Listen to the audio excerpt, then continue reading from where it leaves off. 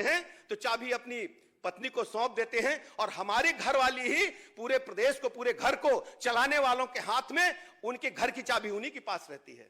हमारे एसटीएफ के मुखिया बैठे हैं, पूछिए जरा भाभी जी कितना कंट्रोल करती है, सब लोग जानते हैं। अलीना जी कितना पार्थ जी को कंट्रोल करके रखती है, सब लोग जानते हैं। तो देखिए हमारे समाज की यह सच्चाई है कि हम सब अपनी बहनों को, अपनी बेटियों को, अपनी माताओं को सम्मान करके ही हम आत्मविश्वास के साथ प्रदेश और देश की सेवा कर पाते हैं। माननीय प्रधानमंत्री जी ने केवल आवास ही नहीं दिया है, आपको सत्ता में भागीदारी देने का काम किया है। ये कांग्रेस पार्टी के लोगों से मैं पूछना चाहता हूं, मैं पार्लियामेंट में था, कांग्रेस पार्टी के लोगों ने महिला आरक्षण विधेयक को फाड़ करके रख दिया, कहा राज्यसभा टेलीविजन से फुटेज निकाल करके देखिए। लेकिन माननीय प्रधानमंत्री जी का आभार प्रदेश के 25 करोड़ लोगों की तरफ से, बहनों की तरफ से, कि पार्लियामेंट के अंदर महिला आरक्षण को बिल ला करके 29 में जब इसके बाद जब चुनाव होगा तो हमारी बहनें ढेर सारी जो इसमें बैठी हैं, इनके परिवार की बहनें, इनकी बड़ी बहनें, चाची, दादी पार्लियामेंट में देश में कानून बनाने का काम कर रहे होगी। भारत की बेटी, ये माननीय मोदी जी के नेतृत्व में संभव हो पाया। मैं आभार प्रकट करना चाहता हूं माननीय मुख्यमंत्री जी का कि उत्तर प्रदेश में महिलाओं को, बेटियों को, बच्चों को एक स्वाभिमान पूर्वक जिंदगी जीने का हक आपने दिया है। मैं महिलाओं को बहुत बहुत धन्यवाद देता हूं और अपने विभाग की तरफ से भरोसा दिलाता हूं। हमारी जो आशा वर्कर है वो बूथ से लेकर के और प्रदेश की राजधानी तक लगातार दौड़ रही है। कोरोना काल में आशा वर्कर ने जो काम करके दिखाया, आंगनवाड़ी वर्कर्स ने, हमारी कार्यकर्ती ने जो काम करके दिखाया है, वो मैं भी नहीं कर पाया। मैं मानता हूं कि उत्तर प्रदेश सरकार की रीढ़ की हड्डी अगर कोई है तो हमारी आशा वर्कर और आंगनवाड़ी वर्कर्स हैं। उनको मैं सैल्यूट करता हूं, उनका अभिनंदन करता हूं, उनको बधाइयां देना चाहता हूं। हमारी आशा वर्कर, आंगनवाड़ी वर्कर और महिला की जो पुलिस बीट है, सब लोग मिलकर महिलाओं के घर जाकर उनकी काउंसलिंग करेंगी, उनके सुरक्षा के संसाधन बताने का काम करेंगी, उनको एक दवाई की आवश्यकता वो भी उपलब्ध कराने का काम करेंगी। हमारी प्रदेश की महिलाओं के अंदर आत्मविश्वास की भावना भरते हुए प्रदेश की मुख्य धारा में लाने के लिए जो भी उपाय हम कर सकते हैं, महिला कल्याण विभाग के माध्यम से, स्वरोजगार, हमारे जो डिपार्टमेंट कौशल विकास के माध्यम से उनको ट्रेनिंग दे करके, हमारा मानना है कि हमारी बहनें जब तक अपने हाथ में प्रदेश की चाबी नहीं लेंगी, प्रदेश में लक्ष्मी जी की चाबी नहीं लेंगी, अधिक से अधिक महिलाएं हमारे कौशल विकास के माध्यम से पूंजीपति नहीं बनेंगी, लखपति दीदी नहीं बनेंगी, प्रदेश का तेजी से विकास संभव नहीं हो पाएगा। माननीय मोदी जी ने विकसित भारत का संकल्प लिया है, उत्तर प्रदेश अपनी भूमिका निभाएगा, उत्तर प्रदेश डेवलप्ड स्टेट की ओर आगे बढ़ रहा है। मैं इन्हीं शब्दों के साथ आप सबका बहुत बहुत अभिनंदन, बधाइयां देते हुए अपनी बात समाप्त करता हूं। बहुत बहुत आभार।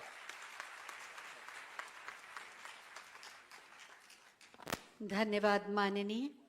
अपनी उपस्थिति से मंच की शोभा बढ़ा रहे हैं माननीय उप मुख्यमंत्री श्री केशव प्रसाद मौर्य जी। हम उनसे भी अनुरोध करेंगे कि आज के इस अवसर पर अपने विचार प्रकट करने की कृपा करें।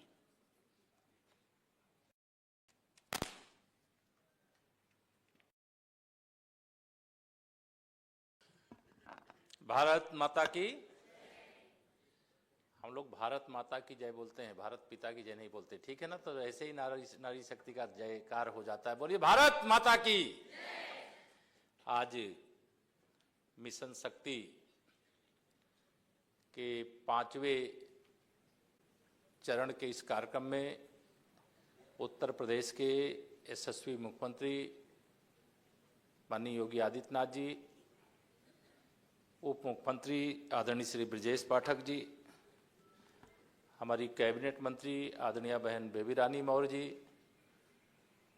मंच पर उपस्थित अन्य सभी वरिष्ठ महानुभाव, सामने बैठे हुए तमाम सब आज मिशन शक्ति के कार्यक्रम को सफल बनाने के लिए साथी। 2025 में हम आज हैं। 2017 में उत्तर प्रदेश की जनता के आशीर्वाद से जब आदरणीय मुख्यमंत्री योगी आदित्यनाथ जी के नेतृत्व में हमारी सरकार बनी थी, उस समय उत्तर प्रदेश की कानून व्यवस्था ध्वस्त थी, महिलाओं के प्रति अपराध की बाढ़ थी, आपराधिक घटनाएं बड़ी से बड़ी हो जाएं लेकिन पुलिस उन अपराधियों के खिलाफ कार्रवाई नहीं कर पाती थी, क्योंकि उस समय की सत्ता का अपराधियों को संरक्षण होता था।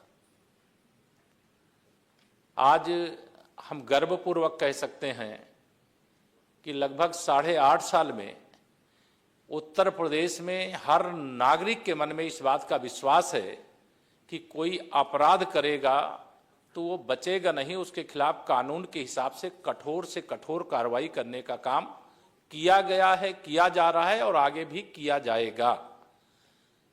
2025 आज 20 तारीख को हम लोग सितंबर के खड़े हैं, 22 तारीख से श्री नवरात्रि का प्रारंभ हो रहा है।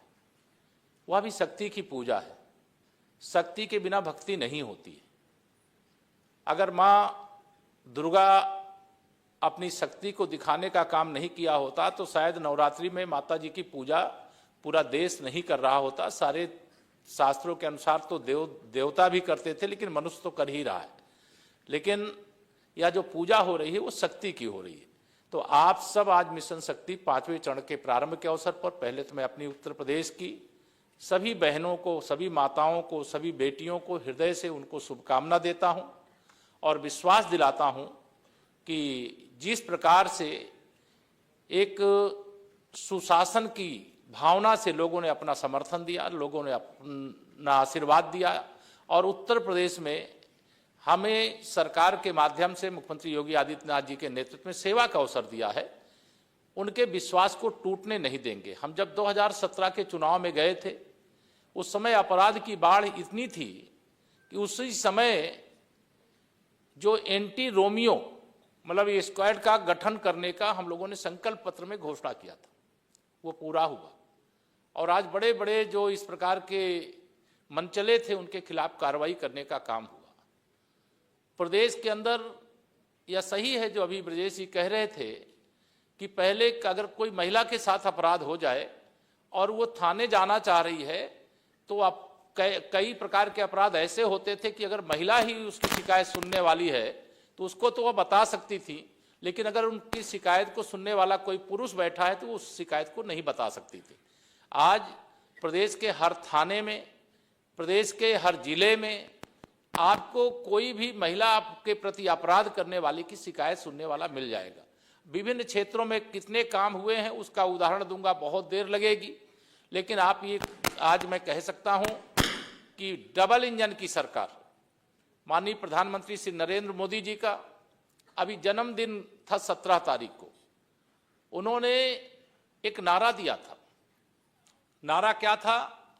नारा दिया था कि अगर स्वस्थ नारी होगी तो सशक्त परिवार होगा, और अगर हमारी सुरक्षित नारी समृद्ध परिवार, हमारा उत्तर प्रदेश की नारी सुरक्षित है और हमारा समृद्धशाली प्रदेश बनेगा, ऐसा विश्वास करते हुए अब कोई रावण मां सीता के हरण की कोशिश करेगा तो लंका दहन हो जाएगा। यह संदेश है 2025 में आज मिशन शक्ति 5 के अवसर पर, और मुझे पूरा विश्वास है कि इस कार्य को पूरा करने के लिए यहाँ सब जो पुलिस के अधिकारी, हमारे प्रशासन के अधिकारी, हमारी सब जो पुलिस की बहनें और अनेक क्षेत्र में अपना परचम लहराने का काम कर रही है। आप निरंतर आगे बढ़ें, सरकार आपके साथ है, डबल इंजन की सरकार आपके साथ है। जो विकसित भारत बनाने का एक लक्ष्य है, विकसित उत्तर प्रदेश बनाने का जो लक्ष्य है, उसकी पूर्ति में भी अपनी भूमिका अदा करें। माननीय प्रधानमंत्री जी ने स्वस्थ नारी की जब बात कही थी, सबके स्वास्थ्य की जांच के लिए कहा था और स्वदेशी को अपनाने के लिए कहा था। स्वास्थ्य और स्वदेशी एक दूसरे का पर्याय है। अगर आत्मनिर्भर भारत बनना है तो हमें स्वदेशी अपनाना पड़ेगा, और शक्तिशाली भारत बनना है तो हमें अपने स्वास्थ्य की चिंता करना पड़ेगा। जो कहा गया उसका आप सब अनुपालन करेंगे, ऐसी मैं आशा करते हुए लंबी बात नहीं करूंगा। माननीय मुख्यमंत्री जी को हम सब लोग सुनना चाहेंगे, इतना ही निवेदन करके अपनी बात को पूरी करता हूं। बहुत बहुत धन्यवाद। धन्यवाद माननीय। और अब आइए देखते हैं मिशन शक्ति पर आधारित एक छोटी सी फिल्म। दशपुत्र समा कन्या दशपुत्रान्य प्रवर्धयन् यत् फलम लभते मर्त्यस्त लभ्यम कन्ययकया। नए भारत के नए उत्तर प्रदेश ने बेटियों के पालन पोषण को दी है सर्वोच्च प्राथमिकता। इससे महिलाओं की आशाओं को लगे हैं पंख और बेटियां भर रही हैं सपनों की ऊंची उड़ान। यशस्वी प्रधानमंत्री नरेंद्र मोदी जी के मार्गदर्शन में माननीय मुख्यमंत्री योगी आदित्यनाथ के मिशन शक्ति अभियान से सशक्त हुई आधी आबादी विकास में कर रही है पूरी भागीदारी।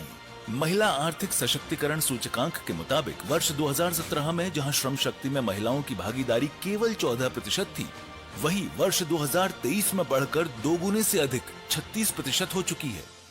जो देश, जो समाज जितनी अधिक भागीदारी महिलाओं को देगा, उतना ही तेजी से ग्रो करेगा। बेटी के जन्म से लेकर उच्च शिक्षा तक, कौशल विकास से रोजगार तक और स्वास्थ्य से लेकर विवाह तक की चिंता कर रही है डबल इंजन सरकार। 2017 के बाद यूपी में पहली बार महिलाओं के लिए त्रिस्तरीय कार्य योजना पर काम शुरू हुआ। पहला, महिलाओं के लिए पूर्णतः सुरक्षित माहौल निर्मित करना। दूसरा, केजी से पीजी तक शिक्षा, पोषण और स्वास्थ्य की चिंता करना। तीसरा, कौशल विकास, प्रशिक्षण एवं रोजगार के माध्यम से आर्थिक रूप से आत्मनिर्भर बनाना। त्रिस्तरीय कार्य योजना पर काम शुरू हुआ तो गुंडे बदमाश सलाखों के पीछे पहुंचे, डार्क स्पॉट चिन्हित किए गए और एंटी रोमियो स्क्वाड के जरिए मंचलों के खिलाफ सख्त एक्शन शुरू हुआ। इससे बहन बेटियों में सुरक्षा का भाव पैदा हुआ। उत्पीड़न के विरुद्ध वन स्टॉप सेंटर महिलाओं का संबल और पिंक बूथ सुरक्षा के सारथी बने हैं। देर रात महिलाओं को घर पहुंचाकर पीआरबी ने सुरक्षा की गारंटी सुनिश्चित की है। थानों में महिला बीट का गठन और महिला पुलिस अधिकारियों की तैनाती ने महिलाओं के खिलाफ अपराध पर कारगर अंकुश लगाया है। नारी सशक्तिकरण की दिशा में उठाए गए कदमों को अगर हम देखते हैं तो बेटी बचाओ बेटी पढ़ाओ का कार्यक्रम हो, मातृवंदना का अभियान हो, उत्तर प्रदेश सरकार ने पिछले 8 वर्ष के अंदर इस दिशा में अनेक कदम बढ़ाए। आंगनबाड़ी केंद्र मिशन शक्ति के इंजन बने तो बालिका शिक्षा, पोषण और महिला स्वास्थ्य की गाड़ी दौड़ने लगी। 2017 से पहले पुष्टाहार वितरण कार्य में ठेकेदारों और बड़ी कंपनियों का वर्चस्व था, लेकिन डबल इंजन सरकार ने ये जिम्मेदारी महिला स्वयं सहायता समूहों को दी है। इससे पुष्टाहार वितरण में धांधली पर अंकुश लगा और 2 करोड़ से अधिक बच्चे, गर्भवती और धात्री महिलाएं लाभान्वित हुईं। पहले कमाई ठेकेदारों की जेब में जाती थी और अब 60,000 से अधिक महिलाओं को रोजगार मिला है। उत्तर प्रदेश ग्राम आजीविका मिशन से 95 लाख से अधिक महिलाओं को जोड़ा गया। आज 2,500 से अधिक सार्वजनिक वितरण केंद्र महिला स्वयं सहायता समूह चला रहे हैं। बेटी के जन्म से लेकर पढ़ाई लिखाई के लिए मुख्यमंत्री कन्या सुमंगला योजना, उच्च शिक्षारत मेधावी बालिकाओं के लिए महारानी लक्ष्मीबाई योजना के अंतर्गत फ्री स्कूटी, बेटियों की शादी के लिए मुख्यमंत्री सामूहिक विवाह योजना और निराश्रित महिलाओं के लिए पेंशन योजना ने महिलाओं को निश्चिंत बनाया है। तो 2 लाख से अधिक लखपति दीदी और लगभग 40,000 बीसी सखी आर्थिक आत्मनिर्भरता की अमिट गाथा लिख रही हैं।